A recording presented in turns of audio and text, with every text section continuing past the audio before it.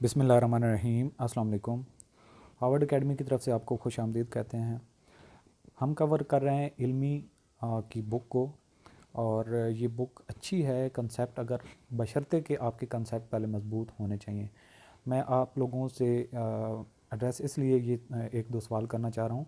कई सारे कमेंट्स में जो बच्चे होते हैं वो सवाल कर रहे होते हैं कि हमें ये कंप्लीट बुक कैसे तैयार कर सकते हैं। तो हम ये बुक ऐसे ही नहीं कर रहे हैं, हमने इसके पहले सीनियर ऑडिटर का सिलेबस कंप्लीट कवर कर चुके हुए हैं।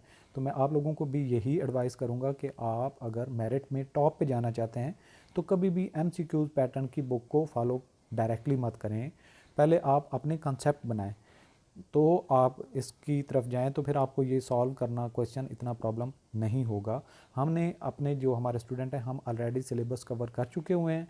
अब जो है थारोली हम इस सिलेबस को, ताकि आप लोगों की प्रैक्टिस हो सके, इसलिए हम जो मार्केट में अच्छी बुक्स अवेलेबल हैं उनको सॉल्व करने की प्रैक्टिस कर रहे हैं। तो ये एक प्रैक्टिस है, लेकिन ये लेटर ऑन स्टेज है आपकी। आप फ़ौरन एमसीक्यूज पे जाएंगे, आप कंफ्यूज होने के अलावा कुछ भी आपको नहीं बचेगा जब तक आप कंसेप्ट पे अच्छा ग्रिप नहीं कर सकते। इसके अलावा सवाल आ रहा होता है कि हम सारा कंप्लीट सिलेबस कैसे हासिल कर सकते हैं। तो ये हमारा सीनियर ऑडिटर के जो सिलेबस है या कोर्स है उसमें इंक्लूडेड हैं ये लेक्चर्स हम एडअप जो कर रहे हैं। और इंशाल्लाह इल्मी की बुक जब हमारी ख़त्म हो जाएगी तो उसके बाद हम वहस की बुक को भी फॉलो करेंगे और उसको भी कवर करने की पूरी कोशिश करेंगे। तो आप ये जो बुक का सोल्यूशन है या फिर सीनियर ऑडिटर का कंप्लीट कोर्स है हमारी ऑनलाइन एकेडमी में ज्वाइन कर सकते हैं। और इसका एड्रेस है www.harvardacademy.com। और इसके अलावा आपको कोई क्यूरी हो तो आप हमें सेल नंबर भी गिवन है, आप कांटेक्ट कर सकते हैं। आज हमारा सेशन नंबर 38 है जिसको हम कवर करेंगे, और ये क्वेश्चन नंबर 61 से स्टार्ट हो रहा है। ये फिनेंशियल प्लानिंग और फिनेंशियल मैनेजमेंट के रेलेवेंट पोर्शन है हमारा। यहाँ पे खाली जगह है कि is are certificates issued by borrowers typically forms and government agencies to obtain long term funds. Long term funds की बात आती है तो आपके माइंड में दो चीज़ें आनी चाहिए, एक बॉन्ड्स, एक स्टॉक्स। स्टॉक्स जो होते हैं वो शेयर होल्डर्स के पास होते हैं, और जो लोन्स होते हैं वो बॉन्ड्स की शक्ल में होते हैं। तो जब हम बारो की बात करते हैं तो इट्स मीन कि लोन। तो जो बारो करने वाला होता है उसको पैसा चाहिए होता है, वो किस से लेता है? लोगों से लेता है। जो भी इन्वेस्टर मार्केट में फिर रहे होते हैं जिनके पास एक्स्ट्रा पैसा होता है उनसे वो पैसा लेते हैं और उसके बदले में एक सर्टिफिकेट देते हैं, और इस सर्टिफिकेट को हम क्या कहते हैं? बॉन्ड। तो ये गवर्नमेंट का इदारा हो या कोई फर्म हो, वो क्या करते हैं? बॉन्ड इशू करते हैं। लॉन्ग टर्म लाइबिलिटी होती है, ये लॉन्ग टर्म लोन होता है, और उनके उसके बदले में उनसे पैसा ले लेते हैं। तो हमारा आंसर जो है bond, stock, commercial paper, none of the above. तो इसमें राइट ऑप्शन जो हमारा बॉन्ड्स है। नेक्स्ट हमारा क्वेश्चन है विच of the following is not an example of a long term liability. Long term liability इनमें से कौन सी चीज़ नहीं है? लॉन्ग टर्म लाइबिलिटी वो होती है जो एक साल से ज़्यादा का ड्यूरेशन जिसका आपको पे करने का टाइम मिल जाए तो वो लॉन्ग टर्म लाइबिलिटी होती है। और जो शॉर्ट टर्म एक हफ्ते, महीने, 1.5 महीने, 2-3 महीने तक आपको पे करना होता है उसको शॉर्ट टर्म लाइबिलिटी कहते हैं। तो हम इनको देख लेते हैं, एनालाइज कर लेते हैं।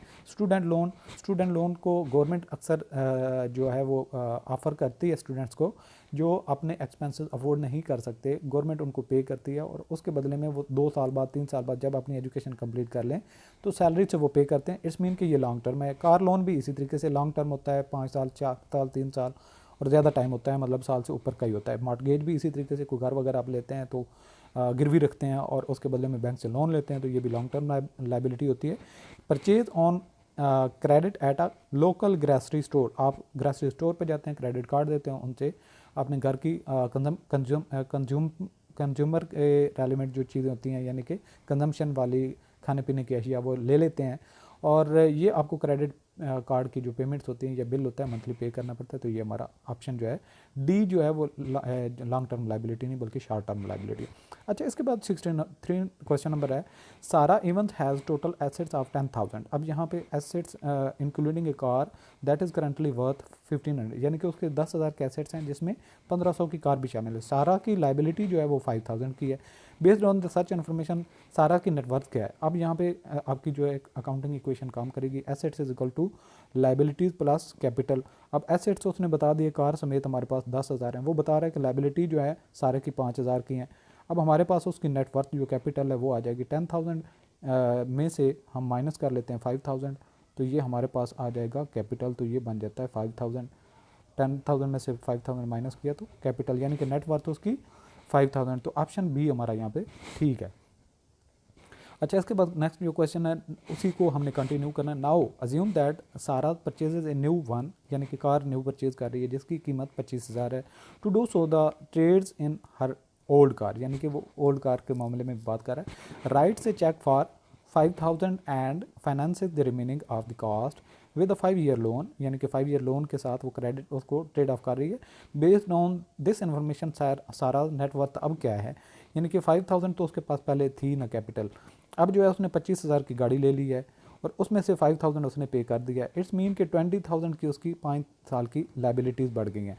अब लाइबिलिटीज़ बढ़ने से उसके वर्थ कभी भी नहीं बढ़ेगी। जो उसने पे किया है या जिसका वो कैश कर रही है वो वर्थ उसकी वही है जो उसने पे किया। तो लिहाजा हमारा ऑप्शन जो है यहाँ पे अवेलेबल जो ऑप्शन है उनमें से बी ऑप्शन ठीक है, यानी कि उसकी वर्थ वही रहेगी, बाकी उसकी लाइबिलिटी 5 साल के लिए बढ़ जाएगी। अच्छा, इसके बाद नेक्स्ट हमारा क्वेश्चन है 65 to determine the proportion of disposable income you save, यानी कि वो तनख्वाह का हिस्सा जो आप सेव कर रहे हैं। यू वुड प्रोबेबली कैलकुलेट, अब आपको देखना है कि आप कितनी सेविंग कर रहे हैं, तो आप क्या चीज़ कैलकुलेट करेंगे, debt to asset ratio, liquidity ratio, saving rate और नन ऑफ द अबव। तो सेविंग रेट जो है वो आप कैलकुलेट करेंगे कि आप कितनी सेविंग कर रहे हैं। नेक्स्ट हमारा क्वेश्चन 66 है, खाली जगह sell shares to individuals and invest the proceed in investment instrument such as bonds और स्टॉक्स। इनमें से ये कौन से होते हैं जो लोगों को शेयर्स बेचते हैं और उनसे जो पैसा लेते हैं उसको इन्वेस्ट करते हैं, किस किस में, इंस्ट्रूमेंट्स में, बॉन्ड्स में, स्टॉक्स में। तो mutual fund, financial plan, budget plans, none of the above. तो म्यूचुअल फंड्स का ये स्कीम होती है जो लोगों से पैसा लेते हैं और उनको आगे मुख्तलिफ जगह पे इन्वेस्ट करते हैं। तो हमारा ऑप्शन जो है ए ठीक है। नेक्स्ट हमारा क्वेश्चन है 67, gross national product is the term use to describe which of the following. Gross national product का मतलब क्या है, तो ग्रास नेशनल प्रोडक्ट का पहले आपको पता होना चाहिए कि एक मुल्क में जितनी टोटल पैदावार हो रही है उसको कहते हैं ग्रास नेशनल प्रोडक्ट। तो यहाँ पे देख लेते हैं कौन सा हमारा ऑप्शन है। The level of wealth of a nation नहीं, the rate of economic growth of the nation नहीं, ग्रो नहीं, the level of the national income produced, ये ठीक है, ऑप्शन सी हमारा ठीक लगता है। लेकिन the number of products produced, तो ये हमारे जो है नेशनल लेवल पे जो है जो जितनी इनकम प्रोड्यूस हुई उसको हम कहेंगे।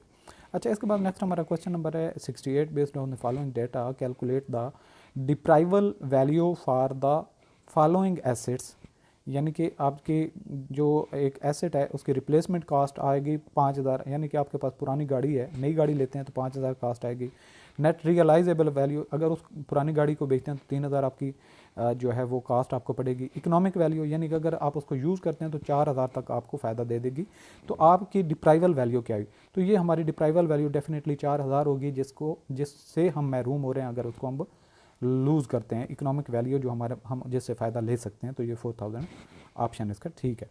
अच्छा, इसके बाद है a machine was purchased for $35,000 euro, 35,000 euro की परचेज की गई थी when the price index was 70, जब प्राइस इंडेक्स था 70। If the value of the machine at the later date was 84,000 then what would be the price index be at that later date.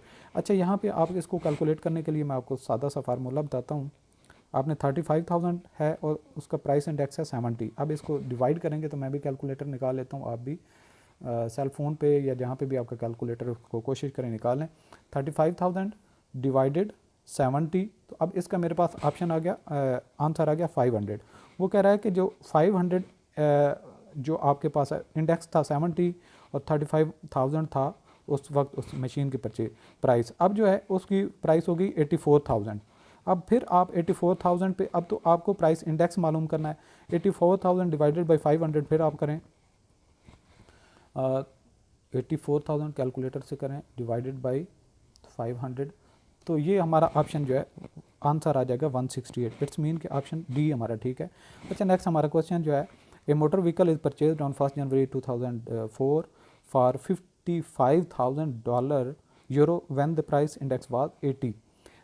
It's current value on 31 December 2004 when the price index is 195। अब उसकी price बताएं जब उसकी price index जो है 195 पर पहुंच चुका है। अब यहाँ पे मैंने इसको 2-3 दफ़ा सॉल्व करने की कोशिश की, यहाँ पे फार्मूला भी आपको मैं शेयर कर देता हूँ जैसे आपको कैलकुलेट करना है।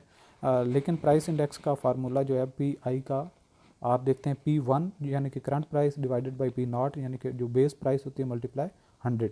लेकिन जो मैंने पिछली जो फार्मूला लगाया है उसी पे आप अगर देखें तो 55,000 यूरो डिवाइडेड बाई 80 उस वक्त इंडेक्स था।